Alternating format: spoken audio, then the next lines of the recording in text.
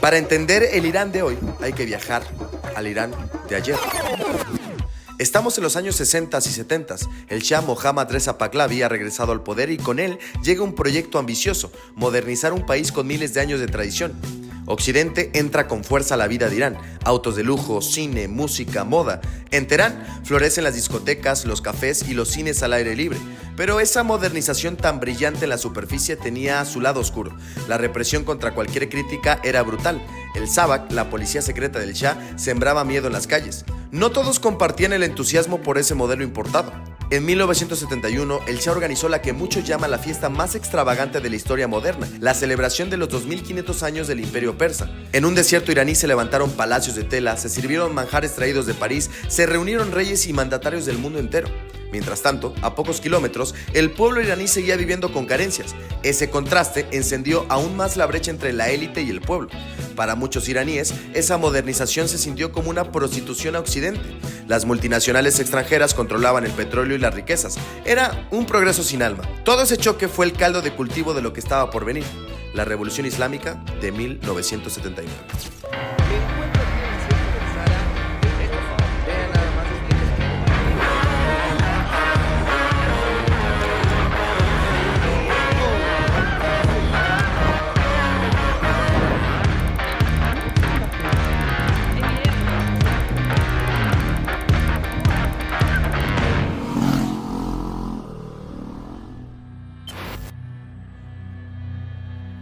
En el corazón de la antigua Persia, hace más de 3 milenios, nació una de las religiones más influyentes y menos comprendidas de la historia. Considerada por muchos como la primera religión monoteísta del mundo, su mensaje fue revolucionario para la época, pero quizás nunca hayas escuchado hablar sobre ella.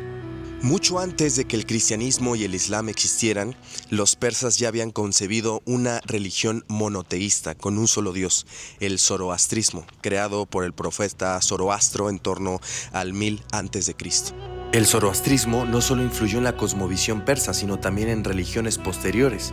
Durante siglos fue la religión oficial de grandes imperios persas como el aqueménida y el sasánida, y marcó profundamente la identidad cultural de Persia.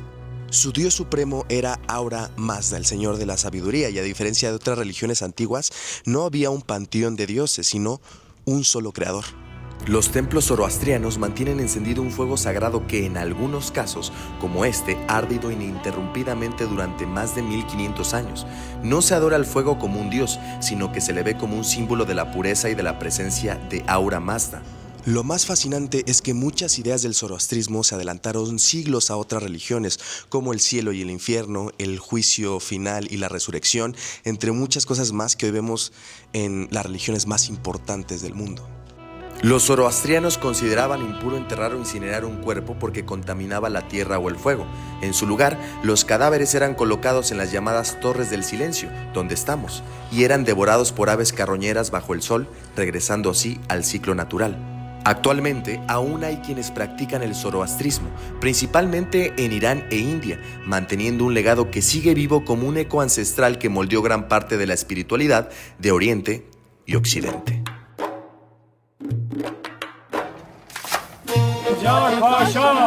Hay algo que sorprende en cuanto pones un pie en Irán: la hospitalidad persa. Me acaban de recoger del aeropuerto y ya me están dando té en el auto. No solo es un gesto de cortesía, es casi una forma de vida. Vean qué detalle tan bonito aquí en el hotel. La consiguieron solamente pues porque creo que soy el primer mexicano en estar en este hotel. Los persas son súper hospitalarios y este gesto, este detalle increíble. O sea, de verdad que me encanta y no sé, me hizo muy feliz verlo. Aquí, ser turista significa convertirse en parte de la familia aunque no te conozcan de nada. Por favor. Imagina esto: vas caminando por una calle de Isfahán o de Shiraz y alguien que nunca has visto te detiene, sonríe y dice "Welcome to Iran, my friend". Y no lo dicen por compromiso, lo sienten.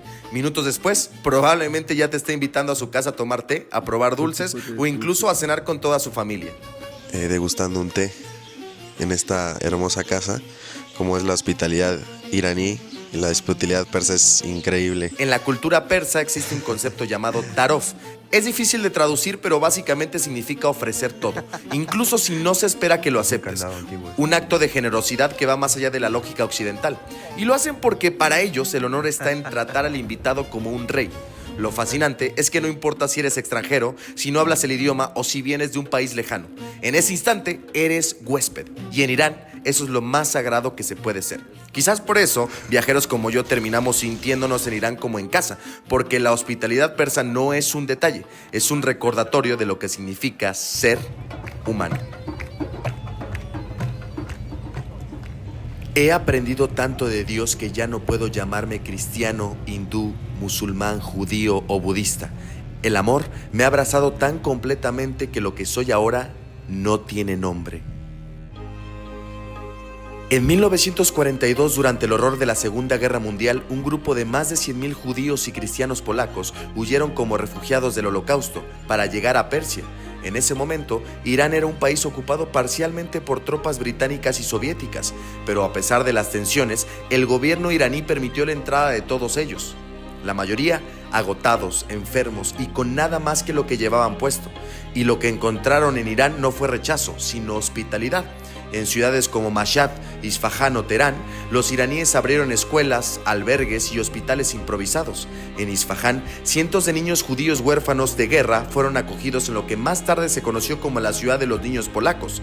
Allí aprendieron persa, jugaron en los jardines y por primera vez en años durmieron sin miedo.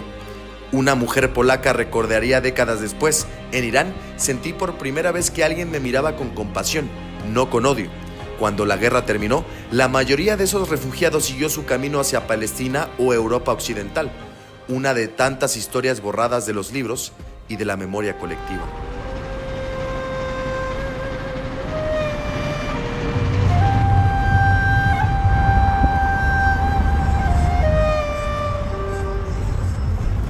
Bueno, y en Irán tienen la gasolina o una de las gasolinas más baratas del mundo. Con un solo dólar puedes meter 35 litros, o sea, llenar casi un auto como este. Para poner en perspectiva, en México, con un dólar solamente puedes poner 1 litro de gasolina. O sea, es una locura. Hay guerras que no se pelean con balas, sino con bancos. Y Estados Unidos descubrió que no necesita invadir un país para arrodillarlo. Le basta con apagarle el interruptor del dinero. Irán es uno de los mejores ejemplos de ese poder invisible. Un bloqueo que no se ve, pero que se siente en cada rincón del país. A ver, Irán tiene una de las reservas más grandes de petróleo de todo el mundo, junto a Venezuela y junto a Irak. No es casualidad esto. Un castigo económico tan sofisticado que ha logrado aislar a una nación entera del sistema financiero mundial. Estas son las herramientas de ese bloqueo silencioso. Estados Unidos prohibió casi todo comercio directo con Irán. Ninguna empresa estadounidense puede venderle ni comprarle bienes, servicios o tecnología. Y lo más agresivo, no solo castigan a Irán, castigan a quien se acerque a él. Si una empresa china, europea o latinoamericana comercia con Teherán, puede ser vetada del mercado estadounidense. El mensaje es claro: o haces negocios con Irán o haces negocios con el mundo, no con ambos. Aquí hay mucha inflación. Cada día se puede decir. Por ejemplo, aquí tenemos algunos tipos más importantes. La tarifa actual de cada dólar es casi 100,000 tomanes o 1,000,000 de reales. Irán fue prácticamente expulsado del sistema bancario mundial. Sus activos fueron congelados en bancos internacionales y se le prohibió el uso del dólar, la moneda que mueve el planeta. Fue el golpe más duro. La inflación se disparó, el rial perdió su valor y la vida cotidiana se volvió una batalla diaria por sobrevivir. Ok, 1,000,000 de reales equivale a un solo dólar. A un solo dólar. Por ejemplo, ahorita en la comida, que más o menos fueron $16, fueron 16 millones de reales. Fueron 16 millones de reales, exactamente. Ok. O 1,600,000 de tomanes. La gente local casi siempre habla de tomanes, pero las cifras oficiales, precios oficiales en los bancos, en reales. Estados Unidos fue directo al corazón de la economía iraní, el petróleo.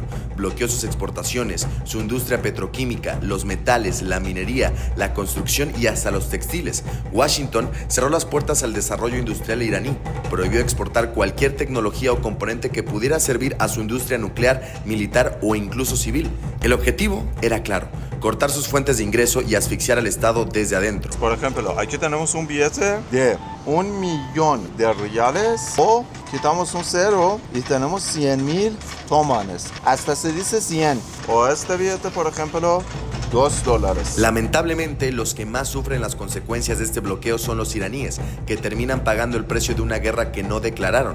Una guerra que golpea sus mesas, sus hospitales y sus sueños.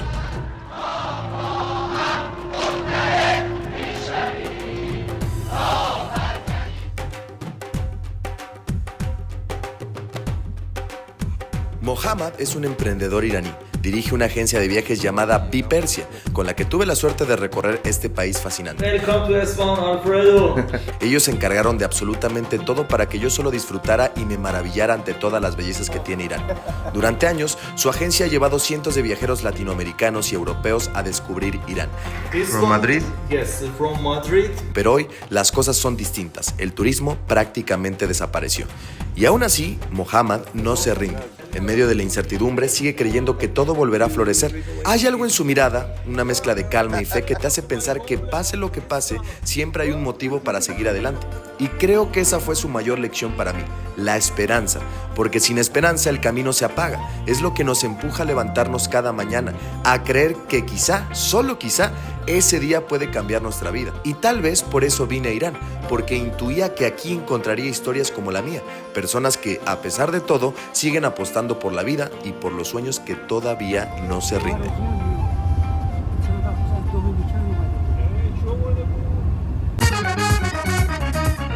¿Qué pasa? ¿Qué pasa? Divertirse no siempre significa lo que pensamos en Occidente. Aquí no hay bares y ni cerveza fría esperando en la mesa.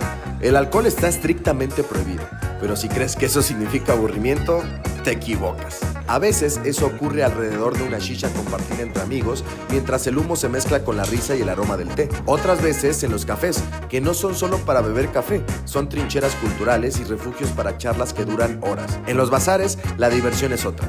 Regatear, probar dulces, perderse entre alfombras y escuchar historias de comerciantes que parecen salidas de las 1001 noches. Y luego están los puentes. Sí, los puentes. En Isfahán, por ejemplo, la gente se reúne bajo el puente Hayú para cantar. No hay escenario, ni micrófonos, ni aplausos pagados, solo voces. Gente común cantando canciones de amor o nostalgia mientras los demás escuchan en silencio o aplauden tímidamente. En el fondo, todo se reduce a lo mismo, conexión humana. Las familias van al parque a hacer picnic con manteles, ollas, samovares y todo lo necesario para pasar el día. O jóvenes promesas como yo, que juegan al billar en Irán sin ser precisamente buenos en ello, pero al menos ponen el alma en cada tiro. También se juntan en las mezquitas después de las oraciones para conversar, bromear o compartir comida.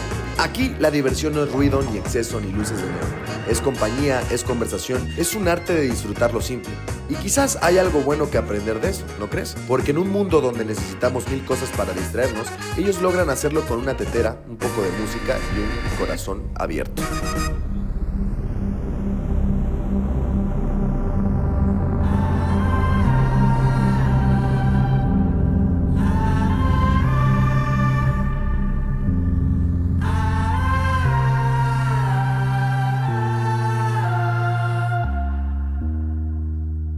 En 1979, Irán cambió para siempre. La revolución islámica dio paso a una nueva era. Lo que para muchos fue el renacer de la identidad persa y la fe, para otros significó el final de una etapa de apertura y modernización. El país se cerró y el mundo se alejó. Y poco después, una crisis marcaría su destino ante los ojos del planeta. Estudiantes iraníes tomaron la embajada estadounidense, 66 rehenes, sanciones y más aislamiento. En los años siguientes, mientras las potencias jugaban con sus tableros geopolíticos, Irán pagó un precio altísimo. 8 años de guerra con Irak, cientos de miles de vidas perdidas, ciudades destruidas, familias partidas por la mitad, pero también fue una época de resistencia, de orgullo, un país que a pesar del dolor no se rindió. Hoy, más de 40 años después, Irán sigue siendo un país de contrastes, un lugar donde la tradición y la modernidad se miran frente a frente cada día, donde la historia vibra bajo cada piedra antigua y el futuro late en los corazones de su gente joven, curiosa, conectada al mundo. Muchos sueñan con un país más libre, más abierto, sin perder su esencia. Y aunque las tensiones, las sanciones y la política siguen marcando el camino, la vida aquí continúa. Con poesía, con té, con música, con amor, porque Irán, a pesar de todo, sigue siendo profundamente humano. Y quizás eso sea lo más hermoso de todo, que en medio de la historia, de la fe y del conflicto, aún hay esperanza. Esperanza en los ojos de quien te invita a su casa a comer sin conocerte, en el artista que pinta la belleza de su país aunque el mundo no la vea, en el joven que sueña con viajar, crear, cambiar las cosas. Irán no es lo que se dice en los noticieros, es lo que se siente cuando estás aquí. Y cuando te vas, algo dentro de ti también cambia, porque Irán no solo se recorre, Irán se queda contigo.